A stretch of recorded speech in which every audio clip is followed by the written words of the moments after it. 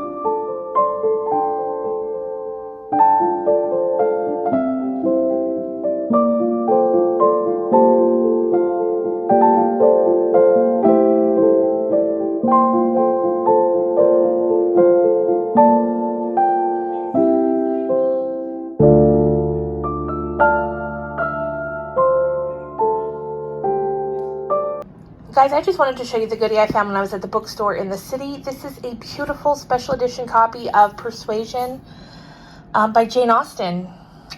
And it's got this beautiful hand-painted cover. And then let me show you here on the back. Look how beautiful. And then it says, when pain is over, the remembrance of it often becomes a pleasure. I've been looking for this edition for a while. I was so excited to find it. Look at the paintings. Oh, just beautiful. So before I start Betty, I'm just finishing up this book here, What Have We Done by Alex Finlay, for which there will be a spoiler-free book review up soon. But I'm on this chapter here, chapter 27, and there's a character with my name. I love that. I don't often see my name in books, so anytime I do, I'm like, that's great. All right, so I'm getting ready now to fully dive into Betty, and there's such a beautiful dedication to her mom there, if you want to pause that and read it. It's a really beautiful dedication. So here we go. I've got tissues ready because I'm a crier, and if it's anything like the way I reacted to On the Savage Side, I'm gonna need them. Guys, I thought I would pop in for a quick update now. I'm out running some errands, but before I went out, I read the first chapter in the prologue from Betty. Hooked already. In the first chapter, Betty's telling us about how her parents met, and it was a really interesting story, and the way Tiffany writes is so upsettingly beautiful. I know I've said it before. I'm sure I will say it more in this video, but it was so good. So now I'm going to go pick up, I ordered some sushi for lunch. I'm going to go pick that up and then get back to read. All right, hi there guys. So it's now the next day. I'm getting ready to start chapter 10 of Betty. So the first 9 chapters have been about when Betty was really small. We get to see her life with her siblings and her parents. They live in Ohio near the the foothills of the Appalachian Mountains in Ohio, and they moved around a lot from like California to Florida, like all over when the kids were really small. But now that they're getting older, the mom, Alka, she wanted to go back home, so they're now back in Ohio. Things aren't going great in Ohio. They've just enrolled in school in this new town. When they enroll in school, Betty's 6, so she goes into grade 1. And the kids in this school and the people in this town in general are not very kind to them, because Betty's dad, Landon, is Cherokee, and her mom is white. So the kids are mixed, and some look more white than others, and some of the kids, Betty included, look more indigenous. And I should preface this by saying I'm in Canada, so indigenous is the word that's used when talking about natives. And if that's not the word that's used in America, I apologize. That's just the word we use here in Canada, indigenous. So the people in the school are terrible. They're terrible to Betty, and it's just heartbreaking right from the very first day. And her sister Flossie is kind of mean to her too. Like, she says, when we get to school, you pretend you don't know me because I don't want to be associated with you. I know they're not going to like you. And it just breaks my heart. But the children are so lucky because their dad, I love their dad so much. I'm so afraid of what's going to happen to him. I feel like something bad's going to happen. And I just love him so much. There are parts of him that remind me of my grandfather. Just the way he shares the wisdom and knowledge that has been passed down through generations. Like, he's a bit of a medicine man. Like, he knows how to make teas and tinctures and balms. And the people of the town go to him for these things, even though they hate him. That makes me so mad. Like, if you don't respect the man making these things that cure you and heal you, then you don't deserve to have them. Anyway, I just love him so much. And, like, thank God for him, because the mom's a little... the mom's off-putting, to put it mildly. I won't get into too much about it here, but she's very unhappy. She's very miserable. And she takes that out on her children because she didn't really want to marry Landon. You know, when they met, she ended up pregnant, but, you know, they weren't in love. He was just doing the right thing, and she kind of felt like she didn't have any other choice. So she's just miserable, and she's taking it out on her children. But thankfully for them, they have their father who teaches them everything he knows, especially Betty. You know, because of course it's from Betty's point of view, so we see his interactions the most with Betty, and it's just so beautiful. He's a beautiful man, and he's my favorite character so far. I just love him. Where we are right now, Betty just had a terrible Halloween. It was terrible. But her dad managed to salvage it in the end. And let's keep going. Let's see where we end up. All right, hi there guys. I'm currently sitting in a parking lot at a coffee shop. I'm waiting for my mom. She's going out of town tomorrow for, geez, 5 or 6 weeks. And so we thought we'd get together, have a coffee, say goodbye. But I still got like probably 10 minutes till she gets here. So I brought Betty with me because I knew I'd have a bit of a wait. And we're going to read that while we do it. So I'll show you where I'm at. Okay, so I'm currently on chapter 13. I read 3 more chapters this afternoon.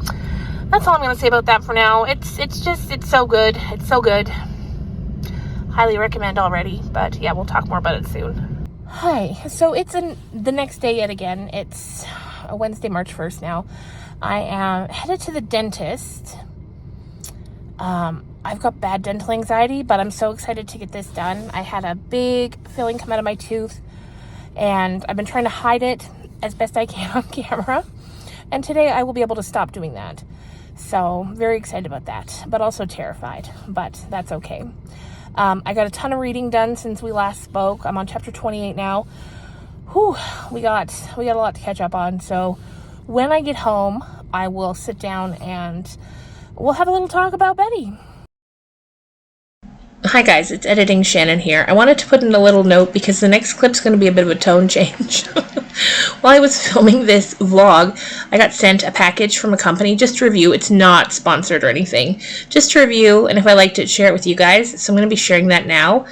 But yeah, when I was watching the clips, I'm like, oh, this is a bit of a tone change. So I just wanted to give you some context there. Okay, here we go. Alright, hi there guys. I had to hop on here and share this with you because I am far too excited not to. A couple of weeks ago, I had a brand reach out to me and ask if they could send me a couple of perfumes to sample. Now, you guys may have heard about this, especially if you don't live in Canada, because I think it's just recently become available in Canada. But the brand is Dossier, and what they do is they make more affordable sort of dupes of high-end luxury brand perfume. And they reached out, asked if I wanted to try some, and I was like, absolutely I do. Because I've heard about this brand for so long and was so excited to try it. So they actually sent me 2 bottles to try, and it came a couple days ago. I've been using them. I love them so much. They smell so good. So I'm going to share with you the 2 that I got.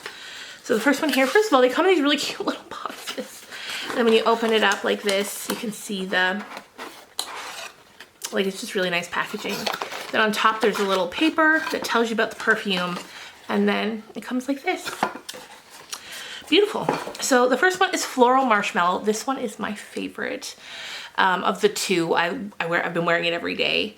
So it says it's inspired by the brand Killen, and the perfume scent Don't Be Shy. So it says the top notes are marshmallow, neroli, bergamot. Middle notes, orange blossom, honeysuckle, jasmine. Base notes, amber, vanilla musk. And it smells amazing. I have never smelt the original that it's based on. Look how cute. I'm going to spray some right now. But this smells amazing. It smells so good. And how I picked the 2 that I wanted to try was I Googled most popular scents made by this brand. And these were the 2 that on all the lists I saw were always listed as number 1 and number 2. So we got the second one here, same cute little box. And this one is Ambery Cherry, and it's based on Tom Ford's Lost Cherry. I don't have my reading glasses on, and they're nowhere near me. So that's why if it looks like I'm struggling to read, that's what's going on. Anyway, top notes, cherry, almond, cinnamon. Middle notes, cloves, rose, jasmine, plum. Base notes, tonka bean, vanilla. And it smells amazing. It smells so good. I think I might give this one to this one's white. I think I might give this one to my mom because I know she loves that scent. Maybe not. I might keep it, but it smells amazing. I will link the website in the description down below so you can go and check it out if you want. And like the brand names of these perfumes, I was looking it up. Some retail for like $250, $260, $300. And then Dossier makes them for, I think it's $50 a bottle. So, I mean, you can't beat that. And they smell amazing. The smell lasts all day. So good. 2 thumbs up. 5 stars. Would recommend. So, thank you to Dossier for sending these to me to try out. And like I said, I'll link it in the description box if you want to check it out. On with the vlog. Okay, hi guys. Oh, I've got about 120 pages left of the book. I just thought I'd pop in. I'm not gonna talk about it until I'm done. I just want to finish it now, and then we can talk about it. Oh, our little brother.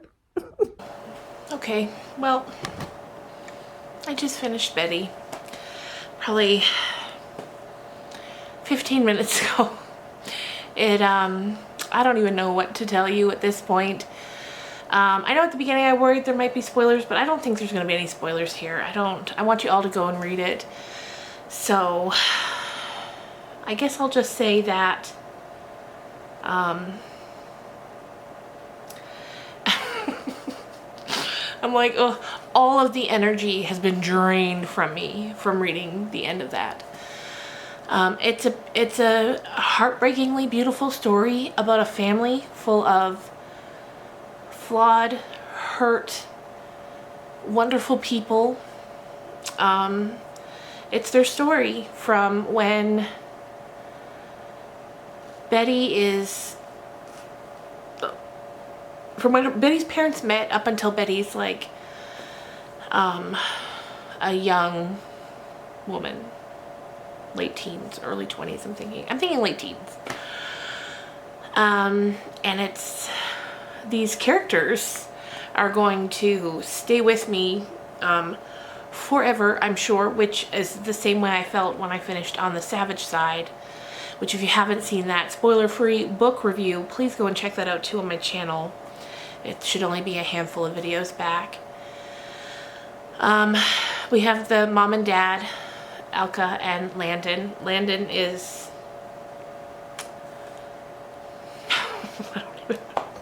I don't even know what to tell you guys. So Landon is this man, this Cherokee man who loves his children dearly. And I loved him so much. I loved him so much. Then we have Alka, the mom, and she's troubled. She had a difficult upbringing. She was very abused by her father. And as an adult, she's... You hear my dog sneezing? Sorry. As an adult, she suffers from mental health issues, and the way that her entire nature was formed by this abuse she suffered as a child. Then we have the children. The oldest, there's Landon. As the oldest, he's not in it a whole lot. He comes home because by the time Betty's born and getting, a little girl, he's gone. So we don't spend as much time with him, but we know things about him. We know what kind of person he is. That's all I'll say about that. And then there's Freya, the oldest sister, and then we have Flossie. So Freya's kind of the more serious of the sisters, of Betty's two sisters, and then Flossie, she dreams of being a movie star. She's going to go to California as soon as she can. And then her younger brothers are Tristan. He's a very talented artist. Just a very sweet boy. Even just talking about these characters. Then there's little Lint, and he has a stutter, and he struggles with some things, but you just know he's just a little darling. And then Betty, our Betty, an amazing character, so much like her father, who struggles to understand her mother. And just reading their stories broke my heart. There are beautiful moments in there too. But yeah, there's a lot of sorrow, a lot of grief, a lot of loss within the pages of Betty, but it's a beautiful story. It's a beautiful story. There's one part here. Let me see. I marked a lot of things in this book because there was so many good things going on. Let me just find it here for you.